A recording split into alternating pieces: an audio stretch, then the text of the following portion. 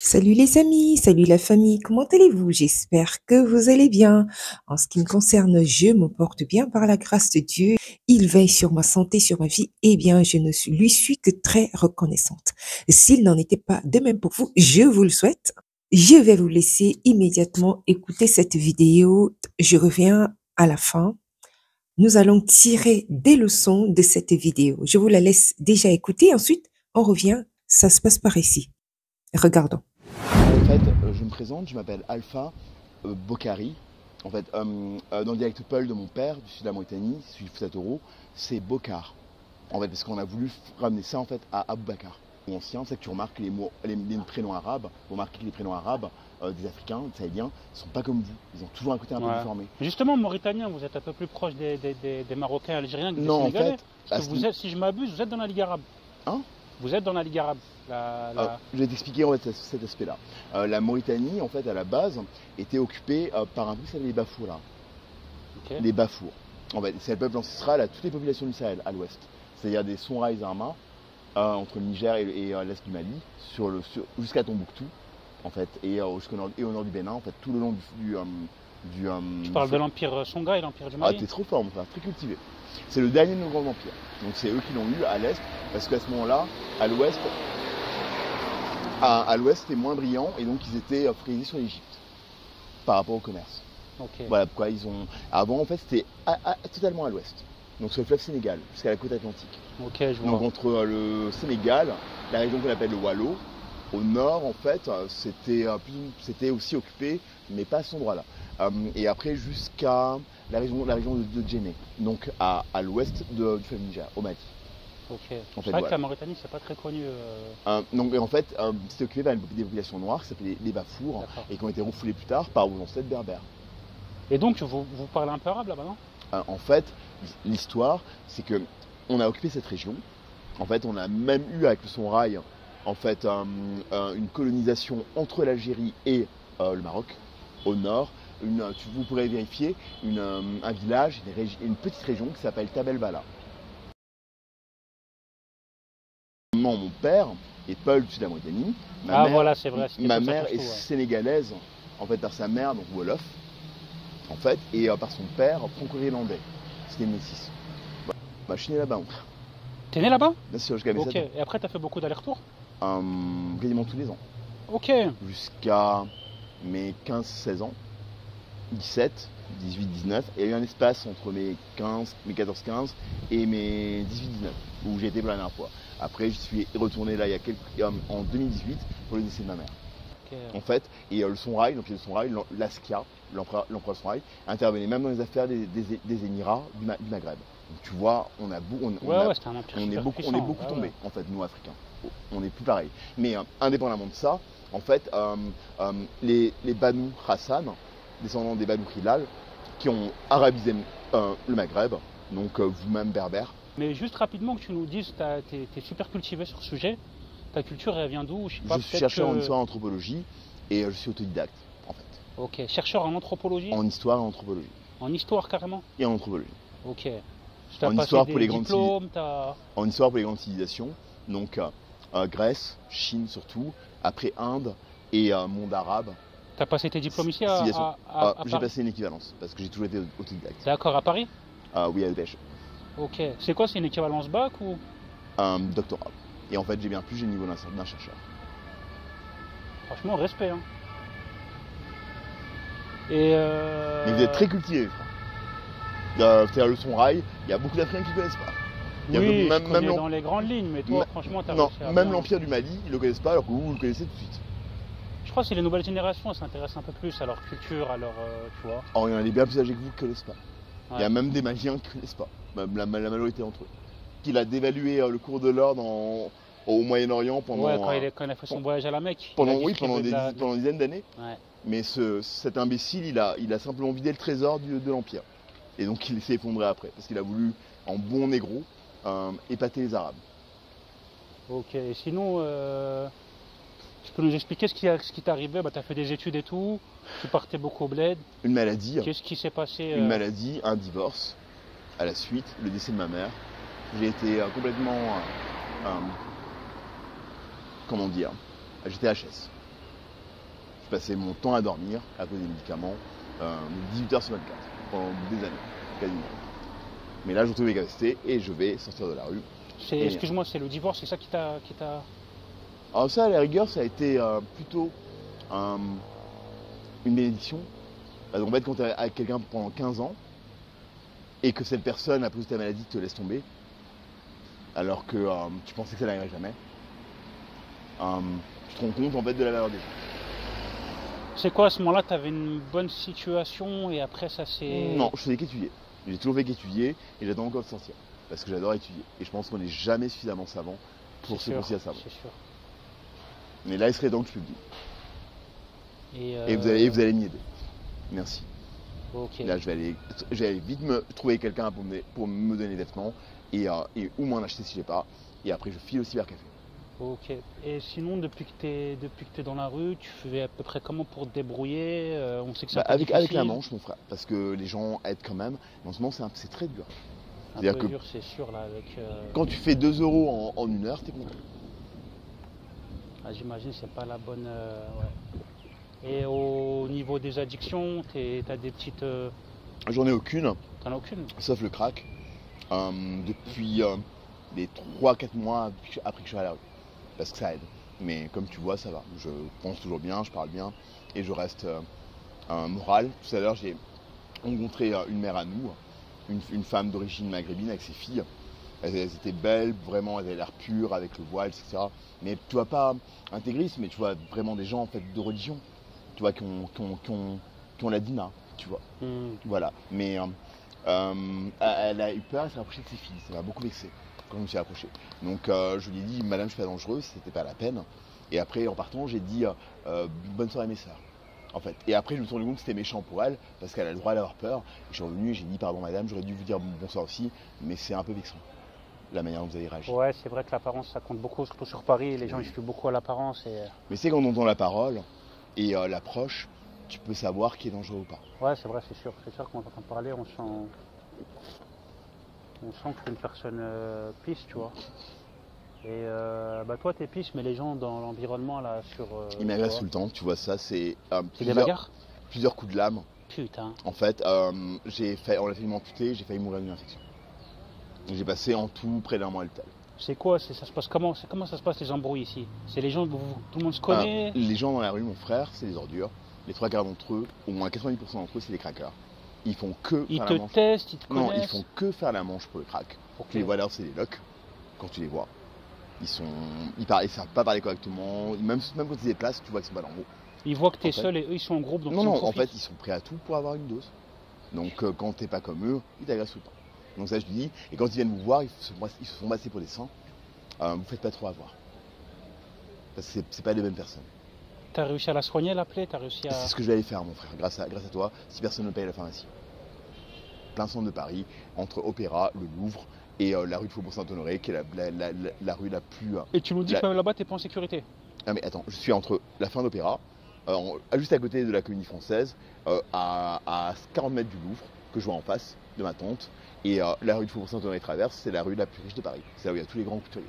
Donc dans la vie, on peut compter sur soi, et quand t'as pas les moyens intellectuels ou physiques de pouvoir travailler, ou de pouvoir gagner ton argent, t'es à la merci de tout le monde. Par chance, quand t'es un peu malin et gentil avec les gens, en fait, en étant honnête, ils peuvent t'aider. Donc voilà. En tout cas, nous, on te souhaite tout le meilleur du monde. Franchement, tu nous as l'air super instruit, tu t'exprimes super bien. Merci mon frère. Et dis-nous, t'as pas des coordonnées si des gens ils sont touchés par ton histoire et ils veulent essayer de te joindre? Bah, écoutez, il n'y a pas de problème. Vous me dites vers où vous traînez. Quand, par exemple, si vous avez une habitude, un endroit où vous n'êtes pas de manière sûre, moi, comme je suis mobile, je viens vous voir à ce moment-là, vous me donnez rendez-vous parce que j'ai pas de téléphone, je vous verrai avec plaisir. D'accord. On imagine qu'on pourra te retrouver dans ces endroits-là vers Je suis pas souvent 17h. Je suis pas souvent ici et j'ai pas vraiment d'horaire. Ok. De toute Mais, façon, tu nous as dit où tu dormais. Ouais. Un homme qui a un doctorat. Un doctorat et il se retrouve à la rue. Cette histoire m'interpelle pour plusieurs raisons. Moi, personnellement, je suis dans le monde académique. Donc, je sais combien c'est pas facile de faire des soutenances. Que ce soit en autodidacte, ça veut dire que tu as passé quasiment ta vie à étudier et ce qui se vérifie par son cas, parce qu'il est brillantissime. C'est-à-dire qu'il est docteur en histoire d'anthropologie. Pour la Grèce, pour la Chine, les pays du Maghreb, d'Afrique, je veux dire, c'est un livre, ce sont des livres, même pas un seul livre. C'est-à-dire, il peut en écrire des milliers. On voit ici que c'est quelqu'un de surdoué. Il est tellement brillant, c'est-à-dire que ses connaissances sont simplement... Je disais que je suis dans le monde académique, donc je sais combien c'est parfois compliqué, difficile, hein, de faire, même d'obtenir une licence, un master et en plus un doctorat. C'est pas du tout une chose, c'est pas du tout évident, pas du tout facile de commencer une thèse et de la terminer. Et de surcroît, lui, il a fait sa thèse en autodidacte, c'est-à-dire que c'est par tes propres connaissances. Donc, visiblement, c'est quelqu'un déjà au départ qui est il est vraiment surdoué. Il est surdoué, donc de par ses propres connaissances, ses propres recherches, ses recherches personnelles, il part de ses recherches personnelles pour pouvoir en faire une thèse qui a été soutenue à la Sorbonne et reconnue. Donc, il est, voilà, il est docteur de par ses propres connaissances en histoire de l'anthropologie et de différents pays. C'est extraordinaire. C'est extraordinaire, je me répète bien. Et cet homme se retrouve en route sur les pavés de Paris, les pavés parisiennes. Il bat les pavés depuis longtemps. Et de mère sénégalaise, donc il est visiblement peul. Il est né en Afrique et il vit en France depuis très très longtemps, depuis tout jeune. Néanmoins, il est retourné souvent, comme vous pouvez l'entendre dans sa vidéo, il est retourné souvent en Afrique. Je viens ici tirer plusieurs leçons. À partir de cette vidéo, je voulais vraiment vous montrer combien la vie est fragile. La vie est fragile et il est important de mieux l'organiser, de bien l'organiser. Parce qu'il peut arriver que dans sa vie, on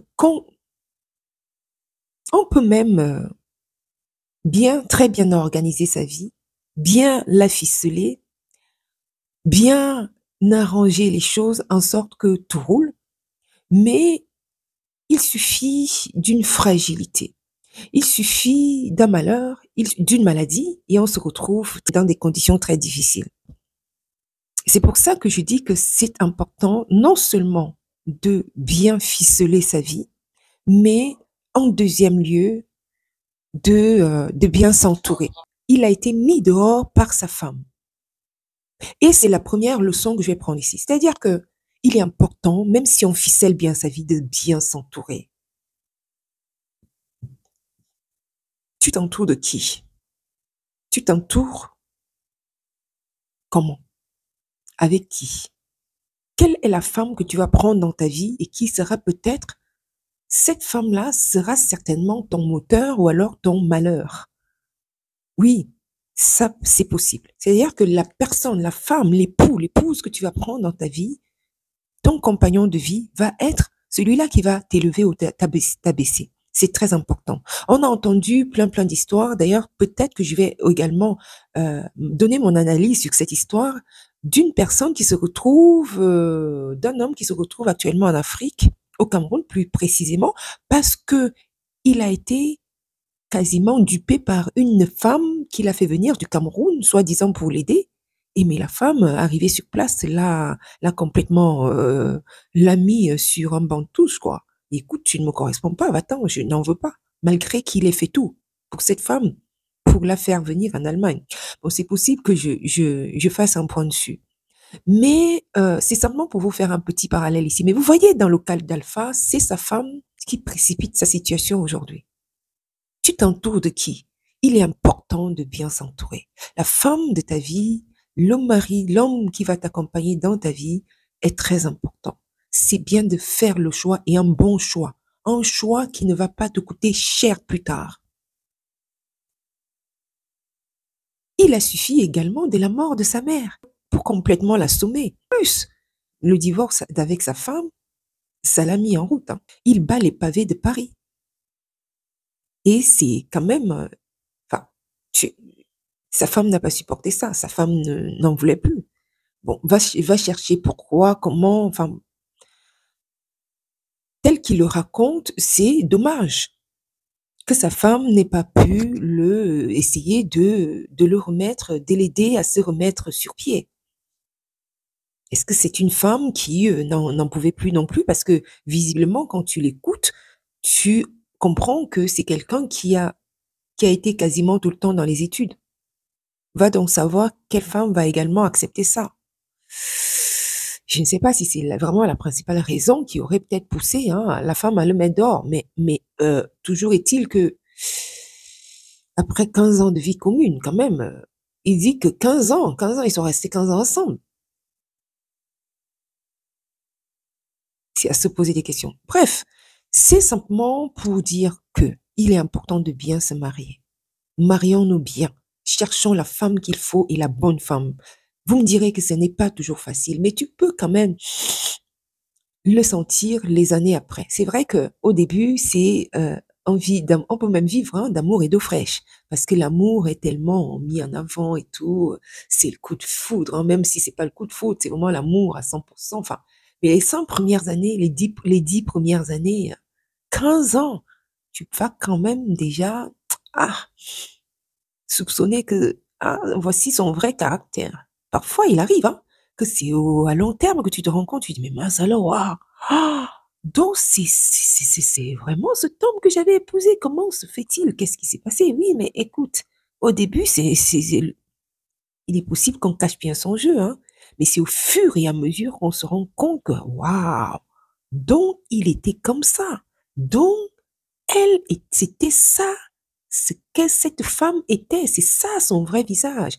Mais il est un peu trop tard, enfin, si on peut le dire comme ça. Et parfois, quand on se dit que c'est trop tard, eh bien, tu restes dedans, quoi. Tu dis, peut-être que je vais le faire changer.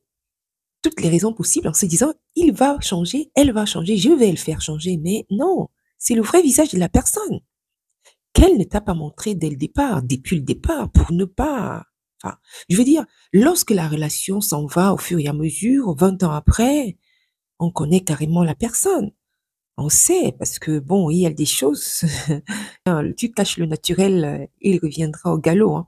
Au début, on peut le cacher, on peut faire semblant, c'est l'amour frais. L'amour est frais, mais au fur et à mesure, écoute, les gens se lâchent. Plus on est avec la personne, plus on aura tendance à se lâcher. C'est pourquoi c'est les personnes qui partagent votre vie qui vous connaissent. Parce qu'ils te connaissent au naturel, ils te connaissent également dans des moments sérieux. Si tu veux connaître quelqu'un, cherche à te renseigner autour de cette personne, sa famille, ses amis. Bien sûr, peut-être que les parents, les amis, la famille ne te diront pas exactement si tu es la femme parce qu'ils te feront peur. Mais cherche quand même, rencontre-le dans plusieurs situations. C'est pourquoi les fiançailles sont également importants ici. Parlant de mariage, de pouvoir passer un temps de fiançailles et de te rendre compte si oui ou non, cette personne est véritablement faite pour toi. Voilà, donc il est important de bien s'entourer, de bien se marier dans la vie. Parce que les difficultés vont arriver et c'est souvent les personnes qui nous entourent qui seront notre moteur, qui pourront nous élever ou alors nous précipiter complètement. Si tu ne t'entoures pas de bons amis, par exemple, cette personne était entourée d'une femme qui l'a mis dehors, mais visiblement, les amis non plus n'ont pas beaucoup joué, ni même la famille éloignée. Ou alors, il s'en est séparé, il est allé loin de sa famille. Et quand il s'est retrouvé dehors, il parle de sa tante qui n'est pas loin, mais sa tante n'est pas non plus à son secours. Comprenez que il est important non seulement au niveau de la famille, mais également de s'entourer de bons amis qui peuvent être un bon recours en cas de problème. Bien sûr, parfois les amis ne peuvent pas remplacer la famille, on est d'accord. Donc, solidifiez, consolidez votre famille tant que c'est possible, tant que cette famille vous le rend bien, tant que cette famille n'est pas nuisible et elle a que pour vous nuire. Il faut consolider les rapports, les relations avec la famille. Les amis, oui, également, mais parfois, les amis, il est un peu difficile qu'ils remplacent dans certaines situations la famille. En tout cas, les amis et la famille sont importants. Entourez-vous de bonnes personnes et mariez-vous, surtout, c'est mon message ici, mariez-vous aux bonnes personnes. Entamez des relations qui vont être bénéfiques pour vous plus tard. Voilà, c'est l'objet de cette petite leçon que je voulais vous tirer ici à partir de cette vidéo d'Alpha. Pour retrouver Alpha, il pouvait aller donc à Paris, pour les Parisiens, pour les personnes qui habitent en France, à Paris. Alpha est souvent non loin de la station Rosa Parks. vers le cinéma UGC, station Rosa Parks. Donc allez-y, peut-être que vous le verrez un de ces jours. C'est quelqu'un de calme, visiblement. Vous avez écouté son témoignage. Vous pouvez lui faire du bien, peut-être même pourquoi pas l'aider à sortir de cette situation-là. Je rappelle ici que Alpha est de père malien et de mère sénégalaise. N'hésitez pas à faire un tour là-bas, ou alors carrément tous les Africains. Allez-y, ou alors tout être humain, pas forcément africain. Il n'y a pas besoin d'appartenir, d'une appartenance pour pouvoir être touché par une situation. Voilà, je vais vous laisser ici dans cette vidéo et je vous dis à très bientôt à une autre vidéo. Que Dieu vous bénisse. Ciao, ciao. Un doctorat. Et en fait, j'ai bien plus, j'ai le niveau d'un chercheur. Franchement, respect. Hein. Et Mais vous êtes très cultivé, frère. C'est-à-dire le son rail, il y a beaucoup d'Africains qui ne connaissent pas. Oui, je connais dans les grandes lignes, mais toi, franchement, t'as réussi à même l'Empire du Mali, ils ne le connaissent pas, alors que vous le connaissez tout de suite. Je crois que c'est les nouvelles générations, elles s'intéressent un peu plus à leur culture, à leur, tu vois. Or, il y en a des bien plus âgés que vous qui ne connaissent pas. Ouais. Il y a même des Maliens qui ne connaissent pas, la majorité d'entre eux. Vous connaissez l'Empire du Mali? Et quand tu faisais tes études, tu bossais un petit peu. Vous connaissez l'Empire du Mali? L'Empire du Mali? Ouais. Parce que tu connais son rail. L'Empire du Mali, ouais, on connaît un peu. Mansa Moussa, l'homme le plus riche du monde. Ah, chambé, mon frère. Tu sais qu'il a dévalué le cours de l'or au Moyen-Orient pendant. Ouais, quand il a fait son voyage à la Mecque. Pendant des dizaines d'années. Ouais. Mais cet imbécile, il a simplement vidé le trésor de l'Empire.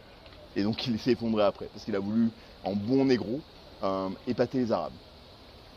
Ok, et sinon, tu peux nous expliquer ce qui t'est arrivé? Tu as fait des études et tout, tu partais beaucoup au bled. Une maladie. Qu'est-ce qui s'est passé? Une maladie, un divorce, à la suite, le décès de ma mère.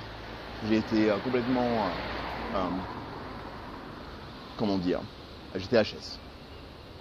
Je passais mon temps à dormir à cause des médicaments, 18h sur 24, pendant des années, quasiment. Mais là, je retrouve mes capacités et je vais sortir de la rue. Excuse-moi, c'est le divorce, c'est ça qui t'a... Alors ça, à la rigueur, ça a été plutôt une bénédiction. Parce qu'en fait, quand tu es avec quelqu'un pendant 15 ans, et que cette personne, à cause de ta maladie, te laisse tomber, alors que tu pensais que ça n'arriverait jamais, tu te rends compte en fait de la valeur des gens. C'est quoi, à ce moment-là, tu avais une bonne situation et après ça s'est... Non, je faisais qu'étudier. J'ai toujours fait qu'étudier et j'attends encore de sortir. Parce que j'adore étudier. Et je pense qu'on n'est jamais suffisamment savant pour se considérer savant. C'est sûr. Mais là, il serait temps que je publie. Et vous allez m'y aider. Merci. Okay. Là, je vais aller vite me trouver quelqu'un pour me donner des vêtements et ou m'en acheter si j'ai pas. Et après, je file au cybercafé. Ok.